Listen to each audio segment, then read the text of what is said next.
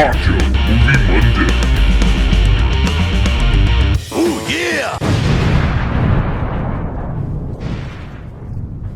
Hello, everybody. Welcome to another episode of Macho Movie Monday. Hey! Oh, we should get that sound clip. We have it somewhere. Oh, we do? Yeah, I think It's like a it's standard sound clip that comes with every soundboard. No, I think it's like we had it back in the day, Oh, and we okay. stopped using That's it. what you mean by have it. We don't have it, but we have it. We have it somewhere. You're gonna have it. I don't know. I thought I had to set it to a joke, and then it didn't go the way I wanted it to. Yeah, we have it right here. That's aggressive. That was really fucking loud. Sorry for your eardrums, guys. Jeff, can you do some magic on that one? No, Yes, maybe it'll be quieter this time. He says he'll see what we can do. Well, now I won't play again. I think it was worse. Oh, That wasn't any better. sorry, guys. Whoopsies. So we may add that one back to the board, probably not. But We'll say we're gonna, and then we're not gonna do it because that's us. You know us. I mean, is the regular soundboard that loud? No. Then what the fuck? Why was that? Must be the app or something. Anyway, Any hoozle. any who's will be. This week, you can't tell, we watched. And maybe you did too. Maybe you did too. Maybe you watched a little If bit you've of been Guardians watching too. along with us, like I don't know. Do you? Hey, write in. Do you watch the movies that we say we're gonna do? That'd be cool if you did, because Yeah. you'd be watching right along. There's some podcasts I really, really like that when they do a movie like that. I'm like, oh, I haven't seen that. I'll watch that so I can listen to their episode. But then other ones where like if it's a movie I'm not that interested in, I just skip that week. I don't do that at all. That's fair. We have different jobs, so I mean, it makes sense. I'm so fucking behind on podcasts. I'm listening to podcasts my entire 9-hour shift. Like that's all I basically listen to. Even when I was still listening to mine, I didn't even do that. I would listen to the ones I liked, and then I would just Right. go back into music. So I have a bunch of them from the regular apps to like people who make ones on YouTube. Like a lot of the Reddit story ones are on YouTube, and I'll listen to them. They're about an hour and a half. Yeah, I'm really behind on mine. But anyway, yeah, this week we Hey. watched Garden State. Yeah, sorry, I was all the way down there at the box office. The 2004 We're not American there yet. romantic comedy drama. Romantama. It was like romantic. I've never seen it be put as romantic. I was expecting Right. it to be romance. Yeah. Romantic comedy Whatever. drama. Yeah. I mean, yeah, It really, doesn't have to fit into just one box. I mean, nothing does. It was written and directed by Scrubs cast member Zach Braff. That's what he's most famous for. Scrubs front man or Scrubs Yeah, Scrubs main character, main actor? Yeah. Zach Braff. It also stars Natalie Portman, Peter Sarsgaard, and Ian Distinction Holt. there. Yeah. In the film, I'm like, this is his this is his feature film directorial debut. Yeah. So. He wrote it in college, and then he finished it while he was on Scrubs. Yeah. And then he said, "Let's do it." I know there's been clips of him. I've seen clips of him talking about how we got Natalie Portman in this movie, but I I haven't watched them. did not watch him. Yeah, but I mean, they're pretty good. They're pretty good on terms. Yeah. I would say friends. I don't really know them, but Yeah, I would assume friends. I know he recently dated Florence Pugh. yeah, they were engaged for a while, and then Yeah, they split it off. he's a little older, so I mean, Yeah. maybe it just wasn't working. I don't know. How old is Zach Braff? 50? 51. Wow, How old is Natalie Portman? just as old as 50 Cent. 45. Okay, so Yeah. Zach Braff is the same age as 50 Cent. We learned that before the pod. Curtis 50 Cent Jackson. Oh, I didn't know she got divorced. From who? Benjamin Millipede. Millipede. Millipede? What a loser. What do he look like? Oh, he was kind of handsome. Got a weird shaped head. Yeah, well. Very big forehead. Yeah. Anyway. The other guy doesn't have a... I like that when they do the signatures. That's cool. Just Yeah. Portman in 2026. She's looking a little older. You can tell. Not bad, just older. More distinguished. She went to Harvard University. So did Yeah. Conan O'Brien. Yep. There's a whole Lonely Island song about it. Yeah. The Natalie Portman rap. Yeah, there's also a sequel to that. When I was in Harvard, I smoked weed every day. Hell yeah. That's not why you're here. You're here for the box office stuff, right? Yeah, I am curious, actually. I don't think I've ever looked it up, actually. Tell us something. Garden State grossed. Garden State, gross. Wait, hold on. Let me scroll back up here for the budget. The budget was $2.5 million. Wow, that's pretty good, actually. Yeah, 2004. Yeah. The Garden State grossed $26.8 million domestically, United States and Canada. Overall? I mean, it's good for the budget, but that's crazy. Yeah, and $9 million in other territories for a worldwide total of $35.8 million against a budget of $2.5 million. So it made its budget back drastically. Yeah. Because I've been watching this dude, shouts out Pop Culture Brian. Yeah, I like you. Or it might be Pop Culture. I'm pretty sure it's Brian. I'm pretty sure. For some reason, my brain wants to read it as brain, but I know it's Brian. A and I's, they're confusing. Yeah. Well, Brian and Brain are spelled differently, just the A and the I. Yeah, they're just flipped. Yeah. Other than that, though, I mean, it's pretty similar. Hey, came here to learn some phonics. Hooked on phonics. Spelling is fun, according to Taylor Swift. Yeah. And that lyric was so bad she edited it out. Good, she knows. At least she learned. Yeah, she drew a line. Where was I going? Oh yeah, he taught me that domestically, whenever they say movies domestically, they mean only United States and Canada. Okay, I thought it was just United States. I didn't know. I didn't even know it was Canada. Interesting. So whenever they put it in parentheses there for me, it reminded me that I learned that from that guy. I just thought it was United States. I didn't know about Canada. Yeah, because I always watch his box office report on Mondays. Right. Because I know worldwide it's like, China, Japan, the Europe, the other ones, South America. Because I know Marvel has that whole thing where they have to make sure there's certain things that for the China release that aren't in the movie. Yeah. Sometimes those don't even. Because China's censorship is very heavily restricted. Yeah. That's pretty good. After a limited theatrical release, less than 40 theaters over its first 3 weeks, it went into wide release in its 5th week, when it also reached the top 10 at domestic box office for the first of 2 non-consecutive weeks. And then it gives me a little fact of Manic Pixie Dream Girl. Natalie Portman's character Sam has been used as an example of the Manic Pixie Dream Girl trope, a term that was coined soon after Garden State was released, though in reference to another movie. Her and Zooey Deschanel from 500 Days of Summer are like the 2 big ones that people say that's like started it, basically. I got here too, that limited release you were talking about, it only made $201,000. Damn. And then when it finally opened up, that's when it made all the other stuff. So that's pretty crazy that limited release, because it didn't have like a traditional week. Like, did it open up against any other big movies, or was it just Garden State that weekend? I don't think it says that. Hell yeah. Home media. After its limited release in theaters, the film gained more popularity during its DVD release on December 28th of 2004, which includes commentaries, deleted scenes, and featurettes. And then it was first released on Blu-ray in the UK on February 19th, 2012, and the Blu-ray was released in the US on March 4th, 2014. That's the one I have, yeah. I picked this up at a store in Morganton. Tommy Max, I think, is the name of the store. Yeah, we've been there. Yeah, I picked it up for $4. Not bad. I bought mine maybe at Barnes & Noble. It was cheap. I think it might have been Barnes & Noble, but when they have like the $10, $7. Yeah. Some of the older Blu-rays. I believe that's where I picked mine up at. It was years ago though, because I had a DVD I was going to show you guys, but apparently I got rid of it when I got my Blu-ray copy. So, because I got my DVD copy from a place we like to go to locally called The Spot. If you guys want to check that out, yeah, The Spot's pretty cool.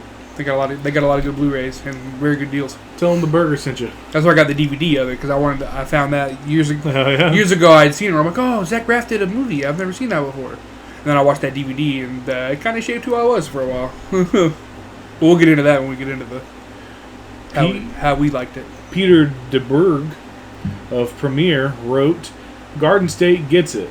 Not since The Graduate has a movie nailed the beautiful terror of standing on the brink of adulthood with such satisfying precision." Sorry, I had a stroke reading that. I was like, Satisfactory? Roger Ebert of the Chicago Sun-Times gave the film 3 out of 4 stars and wrote, "This is not a perfect movie.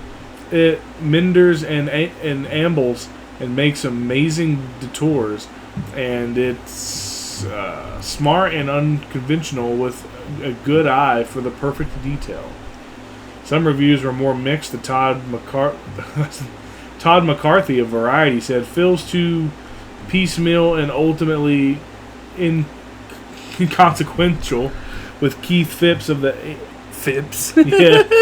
I thought it was Phillips at first. Yeah, so did I. Keith Phipps of the AV Club wrote, "Garden State coasts on the considerable charm until it hits a brick wall in its final segments." Want me to read for you? No. Why? You keep having a stroke with all these words. No, I don't. It was just one of them. Inconsequential. I'm also a little sleepy, so. I wonder what Siskel thought of it. They said Ebert, but... I know what he thought of it.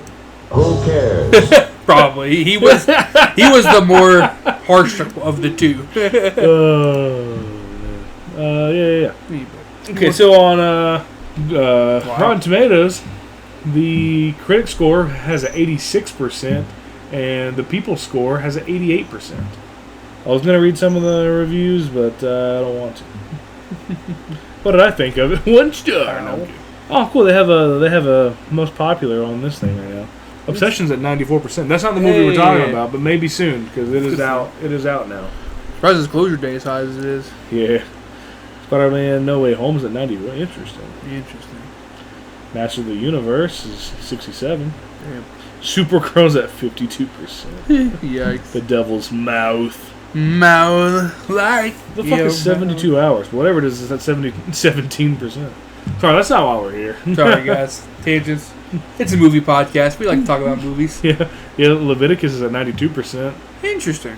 I never got to see it. It came and went too fast. The trailer, our theater likes to get rid of good movies quickly. The trailer kept playing on every single movie we'd go to watch. It was starting to be one like of not those, even the horror movies. It would just play before everything. Yeah, I was starting to get to the point where man, I really don't want to see this movie. The trailer is not At one point, I think you asked me like, "Hey, you want to go see this?" And I was like, "Man, I really don't want to go see Gay It Follows." Yeah. I'd like to see the sequel to It Follows that he keeps saying, and then he makes whatever that one that just came out was instead. Obnoxious Girl. Sorry. The cast list on Metacritic is funnier. They should just cast that as Obnoxious Girl. Oh, I never got into who else it's on. Method Man's in this movie as well. So it was a pre-Big Bang Theory Jim Parsons. Yeah. On Metacritic, the meta score is 67 out of 100, and the user score is 7.8 out of 10. Not bad. Why is it a 10 different scale? scales? Yeah. What the fuck? Metacritic fixed your shit, dude. On IMDb, which I'm adding that one for now, it has a 7.4 out of 10 on IMDb. Which a lot of people think it's like an average 7. Interesting. Yeah. And on... That's good, I guess. I mean... Oh, yeah. It has an average of 3.5 stars on Letterboxd. I'm going to do accolades real quick, and then we'll jump into the plot. Hell yeah, sounds good. So, Empire placed Garden State at number 393 on their list of the 500 greatest films of all time. In 2014, John Dolan of Rolling Stone referred to Garden State as the film that helped make Hollywood safe for indie pop. I don't know if that's a insult or not. Yeah. Like indie movies, but indie pop, what do you mean by that? I guess pop culture, indie, but like, yeah, isn't that already part? I don't know. In addition to being a nominee for the Grand Jury Prize at the 2004 Sundance Film Festival, Braff received Best New Director from the Chicago Film Critics Association, the Florida Film Critics Circle Pauline Kael Breakout Award, Best Debut Director Award from the National Board of Review of Motion Pictures. I didn't know that was a fucking thing. Breakout of the Year from the Phoenix Film Critics Society, and Hollywood Breakthrough Director of the Year at the Hollywood Film Festival. So this is probably why he got the big head. Right. Okay. So all those director awards were like, hey, Zach Braff thought he was hot shit, and they're just like, okay. Oh yeah, you can calm down. Cool. Then I'll go. I might hit the soundtrack because we actually have a soundtrack to do. Yeah, it's a really good soundtrack. Let's get into the plot first. All right. Struggling actor Andrew Largeman wakes up from a dream in which he apathetically sits on a crashing plane to a telephone message from his father, telling Andrew that he needs to return home because his mother died. Andrew leaves Los Angeles and returns to his home, New Jersey, Garden State, and to attend the funeral. He recognizes the gravedigger as his old friend Mark, and who invites him to a party that night.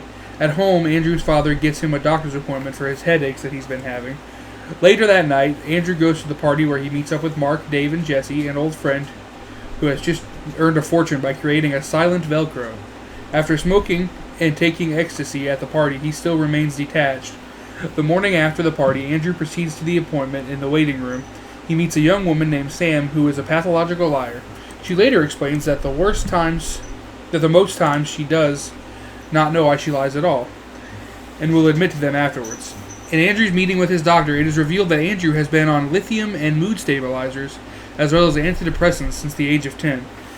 But he has recently stopped taking them. He also says that his father, who is a psychiatrist, put him on the medications. Andrew finds Sam outside the office and offers her a ride home. Sam invites him into her house where he meets her mother, who inadvertently reveals that Sam has epilepsy. Andrew tells Sam of his mother's death, and Sam tearfully eulogizes her hamster. Sorry, that's a word you don't see often. After returning home, Andrew's father confronts him and is insistent that they have a talk before Andrew leaves. Later, Andrew and Jesse sit in the cemetery as Mark digs another grave. Andrew observes Mark stealing jewelry from a corpse he is burying.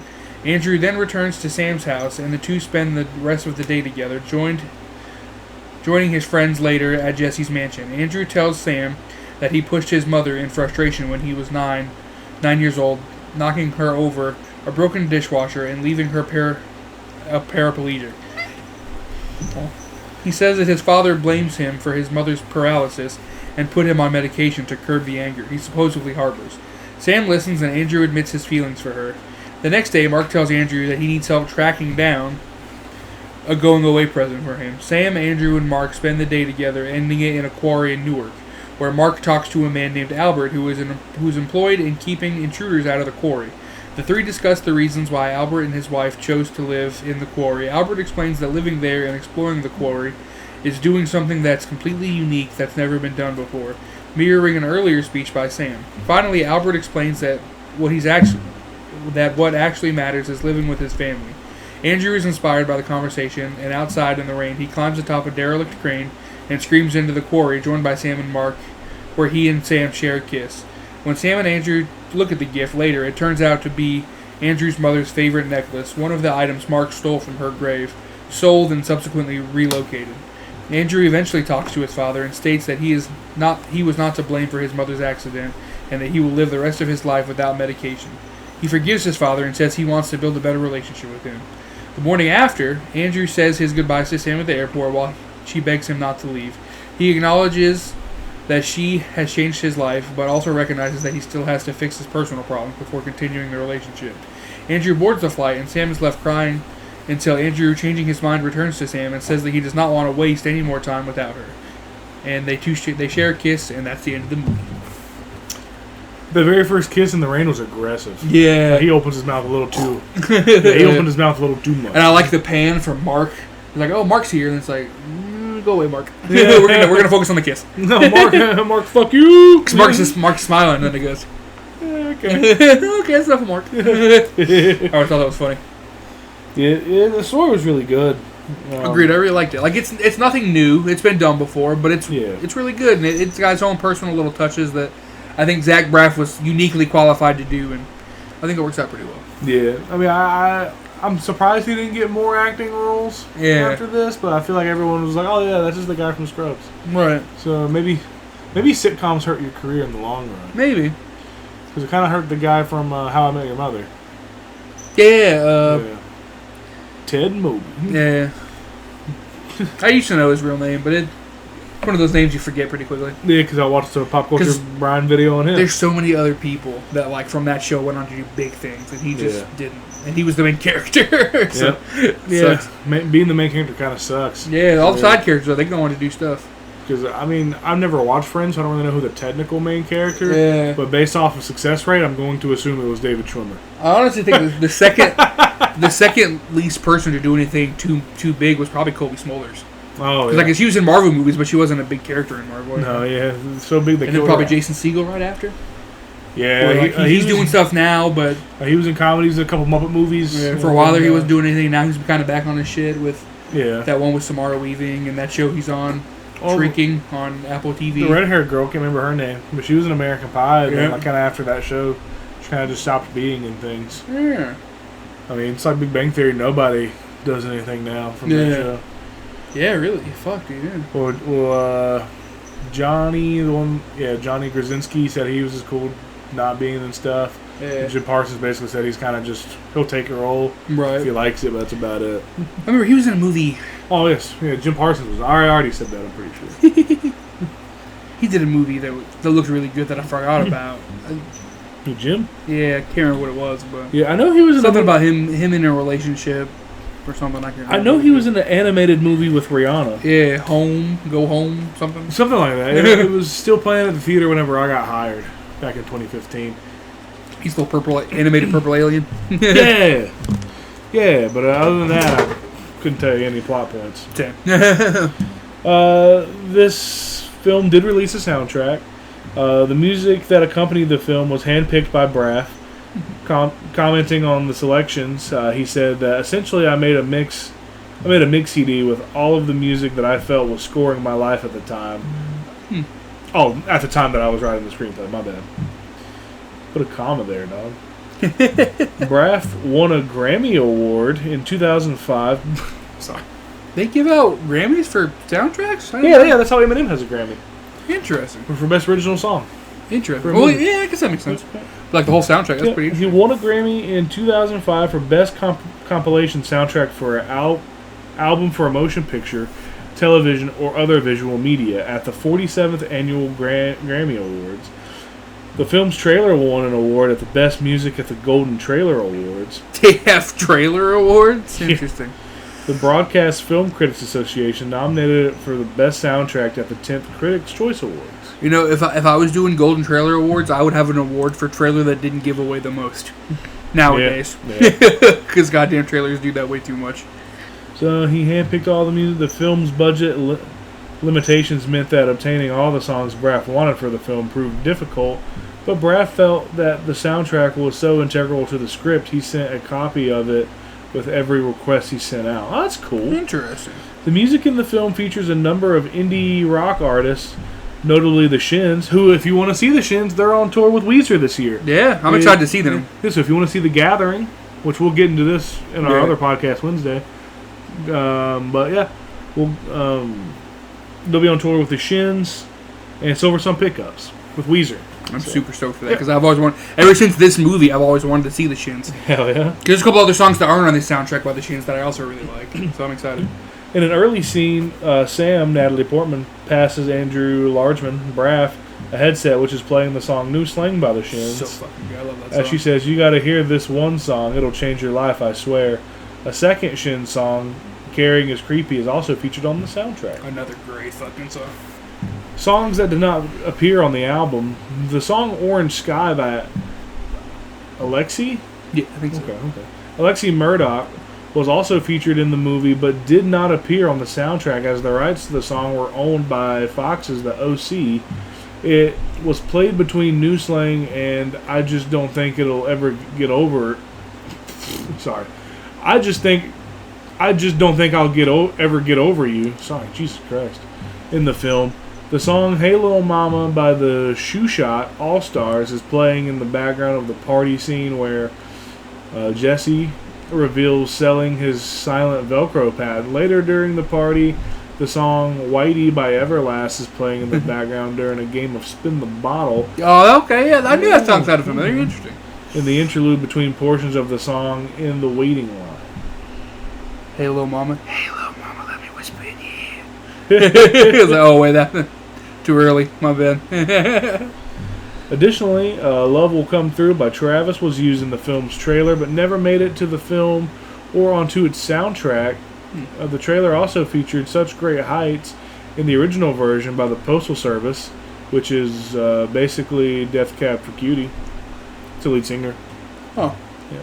I think they only released one album, but I'll get to that later time. Rather than the Iron and Wine cover used in the film. That's cool. I know them from the Twilight soundtrack. The song Chocolate by Snow Patrol appeared in the commercials but didn't appear on the soundtrack.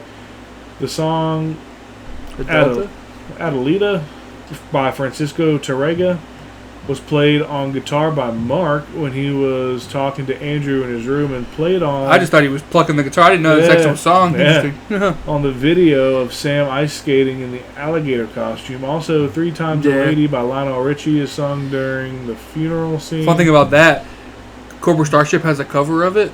And when I was young, I didn't know Lionel Richie. It was Lionel Richie's song. I just thought Cobra Starship sang that song. Yeah, I know Gym Class Hero has like a... They kind of use that the title, but it's thrice times a lady. Because like when I was a kid, I was like, I think when I watched this movie, I was like, that's not. I was like, how is she covering a Cobra Starship song? They were in the thing. I'm like, is that a cover? And I was like, shit, they covered that. And then I looked it up like, oh, I didn't know it was a Lionel Richie song. I thought it was a Cobra Starship song. I mean, everyone probably has that. Everyone has that whenever they realize that. Johnny Cash covered 9 Inch Nails and not the other way around. Yeah, dude. Neither song appear on the soundtrack. Additionally, instrumental composition by Chad Fisher, Motorcycle Ride with Sam, was featured in the DVD menu. Huh. Oh yeah, that one's... I remember when I got done with the movie and it went back to the screen, I was like, oh, this is a really nice... It's pretty. I liked it. So, the soundtrack, when it was released, AllMusic gave it a 3.5 star. Pitchfork Media gave it a 7 out of 10. And Rolling Stone gave it a 3.5 star out of 5. Oh, I know. I'm not going to go into every single song, but there is 13 songs on it for a total length of 52 minutes and 55 seconds. Yeah, that Coldplay song, Don't Panic. When it started playing, I was like, I forgot about this song. Dude, Holy crap. It was playing, I was like, hell yeah, Coldplay? Yeah, dude. Because I'm not going to lie, old Coldplay? It hits, dude. Yeah, dude. I was trying to hear that one. I was like, and it's like a Coldplay song you don't think about, but I remember it played all the time back in the day. Probably the last album that I would say was great for them was the one that had Paradise. Yeah. And then they really sold out after that. Yep. They really hunkered down. Were we still in high school with that, or did we just graduate? Sophomore. Okay, gotcha. Could remember. It's been so long since they've been good. So in Canada, the album is certified gold. In United States, it is certified platinum. So yeah. Hell yeah. So now we're going to get into what we thought. Oh, we've also forgot to do this. Would you recommend this movie? I think so. Yeah. I would say at least watch it once. Yeah. It's one of those movies that I... Like, when people said they haven't seen it, I'm like, you should watch it. It's good. Yeah. Mm-hmm. Yeah. I want to do something new as well. I guess that's the definition of a recommendation. Which I guess we should probably start doing before we do all this. Yeah, we just keep forgetting. What's your history? Yeah, that's a good fucking... Yeah, man. Yeah, why don't we do that? So, kind of stole that from Why I Hate This Album. Yeah, but I kind of said it. I mentioned it. We just didn't have a segment for it. But yeah, it's one of those movies where I just happened to see something somewhere, whether I watched a YouTube video or something. And someone talked about it. I was watching Scrubs at the time, and I was like, oh, Zach Braff has a movie. And it wasn't on streaming on anything. And then I went to the spot because I know that they have a bunch of DVDs, and I found it. And I'm like, bet, now I can watch it. And then I watched it that day when I got home, and I was young, so I was a little kind of like Largeman, kind of lost a little bit. Now I cried a couple times. I'm like, damn man, this movie hits. And yeah, dude. Yeah, like it definitely had an impact on. It had an impact on me to where like it became one of my favorites. What about you? My history, I was Comedy Central just required the rights to show reruns of Scrubs. I forgot they did that. Yeah, so I was probably freshman year. Mm-hmm. So I was like every weekend or basically every day I'd come home, watch a couple episodes of Scrubs. Watched the whole show. That was the first time I watched it. Was through Comedy Central. Yeah, interesting. And I didn't watch it till like Hulu years later. Yeah. The other 4 times I've rewatched Scrubs. That's where I've always rewatched it. Because originally it was on Netflix, then it moved to Hulu. Yeah. But yeah, so I've watched Scrubs all the way through 5 times. But the first time I watched it, I was doing some research on each individual character whenever it was my dad's weekend. Because, I was a teenager, so I was on the internet. Right. And I was like, oh, he did a movie? And then I kept searching the TV guide because both my parents had Dish Network. So I would just keep scrolling the guide for Garden State. And finally, IFC showed it. Of course. It's always IFC. It always comes back to IFC with us. It's funny. I like that. They played it, and I made sure I was just like, okay, cool, that's my dad's weekend. So I recorded it. I was like, Dad, are you cool if I record this movie? And he was just like, I don't care. I did that all the time with my parents. I'm like, can I record this? Is anybody recording anything? Can I record this? Because it was showing on, like, Saturday. Mm-hmm. And I knew it was showing on Saturday when we'd be gone and doing shit around town. So I was like, cool, we will be gone. It'll be able to record all the way through. And so the next weekend, because usually on Fridays, he was usually finishing up his jobs and stuff. Right. So I would just be there by myself. Usually had a pizza. So I had my little Caesar's pizza. Little Caesar shout out. Yeah. And I watched this movie and I was like, I fucking cry. Honestly, I'd still teared up for Same. Because that was the first time I watched it. And I've only watched this movie twice. The Corey scene where they scream into it and they kiss. I definitely, because that's crazy. It wasn't in the soundtrack. That's the reason why I like The Old Living Boy in New York by Simon and Garfunkel. It's because of that scene. And that song always gets me emotional anyway because of that scene. But yeah, I still always tear up at that scene for sure. And then I remember when I was a kid, I really teared up at the home monologue where once they're in the pool. Because I felt, even when I lived at home still, I felt that way. Where I'm like, it just doesn't feel like home anymore, man. Nah, dude. So that one definitely. That whole monologue, that made me tear up rewatching it. I'm just like, that day of home is just gone. It's like, fuck, he was like, we'll never get it back. And I was like, stop. Maybe that's all home really is. It's just maybe that's all family really is a bunch of people who miss the same imaginary place. Yeah, fuck, dude. Right. Yeah, I was like, damn, somebody watched this movie and thought, you know what, that's a great idea to make nostalgia content on TikTok. Oh, now look at us. Yeah, dude. We're cashing in. Because he's directed other movies as well. But The High Cost of Living, very sad as well. God, you're not kidding. But I don't think he didn't direct that one, but I know he acts in it. I'll get into other things he directed. Wish I Was Here is another one that I want to do for the pod, but it's not on anything right now. Cool. I'd love to get it on Blu-ray at some point, but...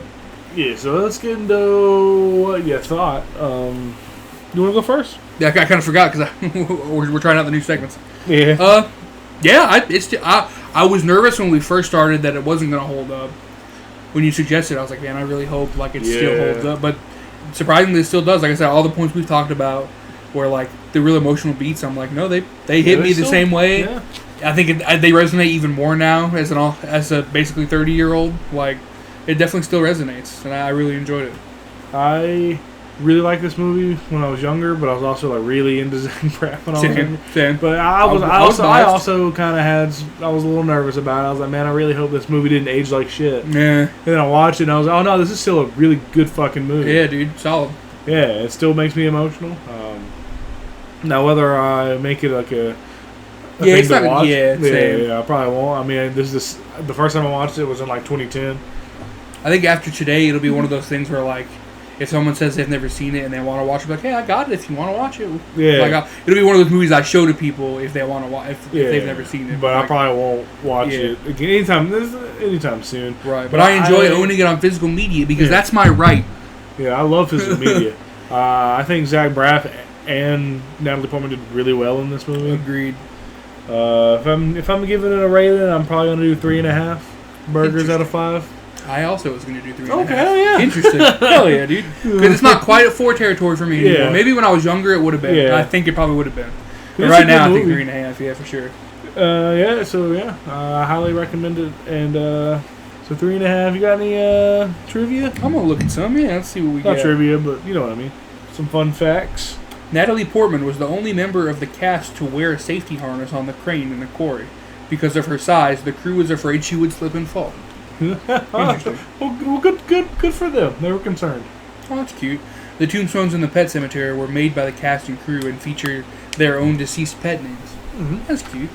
That's cool. Now, Zach Braff did make a joke that I thought was funny that she didn't think was funny. Whenever Same, man. He was like, oh, sorry about your hamster. whenever he like they're saying goodbye, he was like, I didn't know you, but from what I've heard, you weren't really good with wheels. She's like, that's not funny. And I was like, I thought it was hilarious. I don't know. I thought it was pretty funny. chuckled. Natalie Portman was so embarrassed by the tap dancing scene that she made Zach Braff promise if it was really bad that he would cut the scene entirely. So I guess it wasn't that bad then. I guess it wasn't. Oh, wow. I didn't know that. The depiction of Andrew Larchman, Zach Braff, working in a Vietnamese restaurant was from Zach Braff's own experience. He worked as a waiter in a French-Vietnamese restaurant when he auditioned for the leading part in the series Scrubs. I did know that because I own seasons 1, 2, and 3, and that was a part of the DVD that's commentary. cool. Interesting. I didn't know that. Yeah. I love the bread. We don't really we're a Vietnamese restaurant. We don't really have bread. Yeah. Also, him with the cat eyes. Yeah. I was like, shit, Zach Braff, what's up? Yeah, because Zach Braff with eyeliner and cat eyes. I was like, hello. Because whenever he got the call that he got the part of Scrubs, he didn't know if he should quit or not. Yeah. And then, like, whenever he went, he was like, yeah, I don't know if I should quit my job. And then everyone around him was like, okay, you should probably quit your job. Yeah. This show's probably going to be pretty good. Yeah. And then, also at the end, when he's wearing like that shirt, when he's going on the airplane. Yeah. He just, I don't know, something about him. I was like, damn, Zach Braff looked good back then. I mean, he still does, but like, yeah. But like the what he was wearing, I was like, damn, he looks good. Yeah, they're still making Scrubs. Season 11 comes out comes out in September, I think. Yeah. So we're getting 2 seasons this year. Is that about it for the? Everything else seems to be just. Now this one I actually did know because I actually watched the behind the scenes. Or like it was called The Making of Garden State. It's on the Blu-ray. Yeah. Apparently, Peter Sarsgaard really learned how to play the guitar for this movie. Oh, that's cool. Yeah. Okay, this is funny. Method Man was nervous about saying titties in front of Natalie Portman. Oh yeah, we forgot to mention Method Man. Yes. I'm gonna end on that one because that one's funny. This guy's like one of his first acting roles. Yeah, maybe. Yeah, shit. I'll look it up in a second. So this is films that Zach Braff has directed.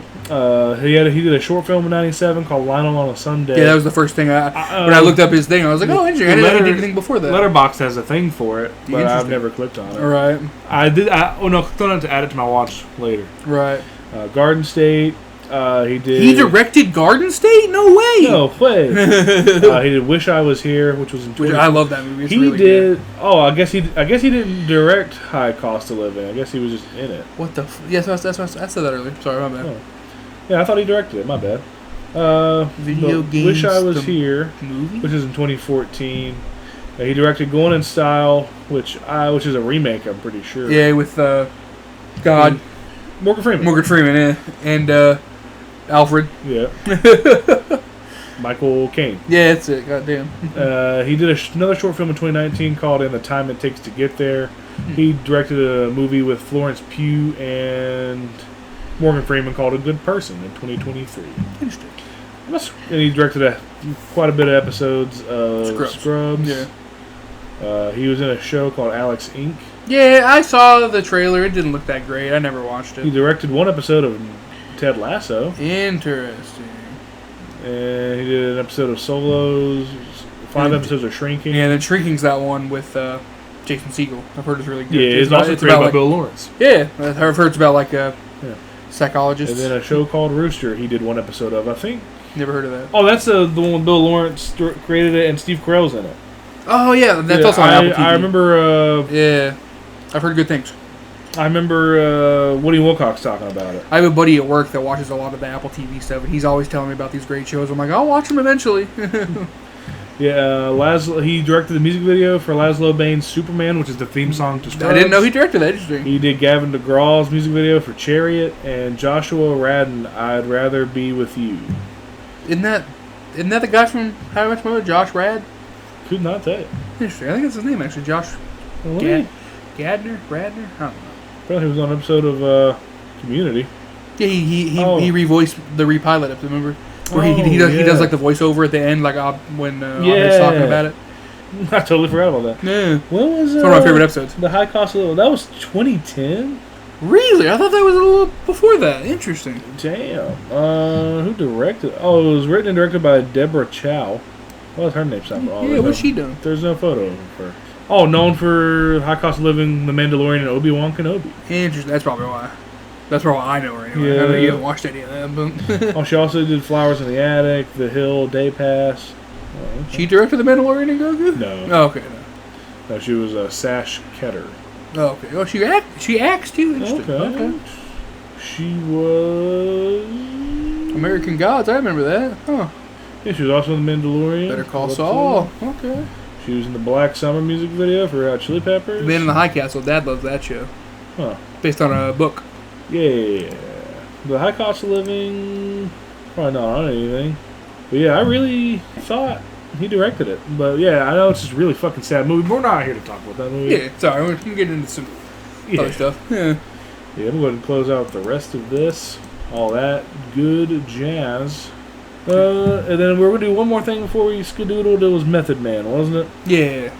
See what he's been acting in. If you like this deep dive on some of the actors that were in the movies we're watching, let us know. We'll cut it if you don't, but it's fun to just look at. Because I am very... we're not going to get to his filmography. Okay, filmography. Method Man filmography. Okay, so no, this was not his first film. He was just Scary Movie 3. And he was in he was in a lot of different shit beforehand. Who was he in Scary Movie 3 that he played Himself. Oh, he must have been in the rap scenes with George, maybe. Yeah. He has quite a bit of a filmography. Sure. Okay, in a movie called Last Looks, he plays Swag Dog. Bro, he was in the Shaft remake. Hell yeah. Hell yeah. Jane Silent Bob reboot? Oh, yeah, he was. Vampires in the Bronx. He was in that. I heard that sucked. Yeah, the 4:30 movie. I need to watch that, man. I keep forgetting. It's on my Vudu or Fandango, whatever it's called now. Yeah. But hell yeah. Well, that's probably going to wrap us up for another week here. I like it. A little longer of an episode. I like that. That's cool. Yeah. Hope you guys enjoyed that. Let us know if you like a little longer. Like, we still try to aim to not go past 45 minutes, and just let us know what you thought. And if you want to write in any suggestions, you can write those in at machoburgerproductions at gmail.com, or you can comment them on the video, or you can even send them to us on Facebook and TikTok. You can also give us a 5-star review as well, anywhere you want to. You can find us on Facebook and Instagram at Macho Burger Productions, Twitter at the Macho Burgers, TikTok Macho Burger Productions. You can find us on Letterboxd individually, which is in the description below, and also at the beginning of the episode in our nameplates.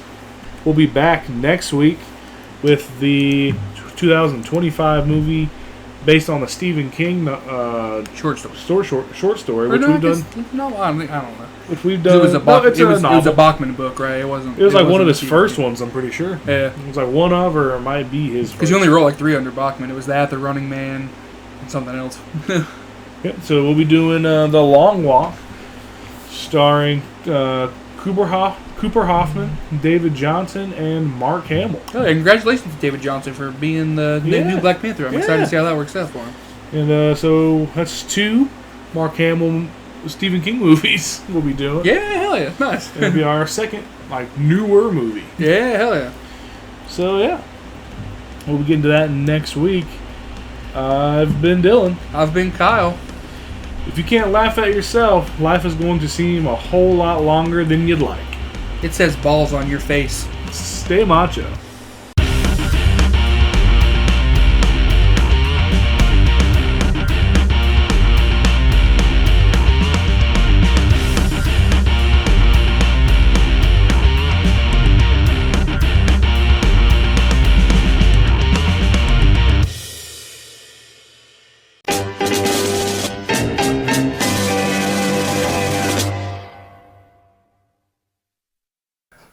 Was this a bad idea?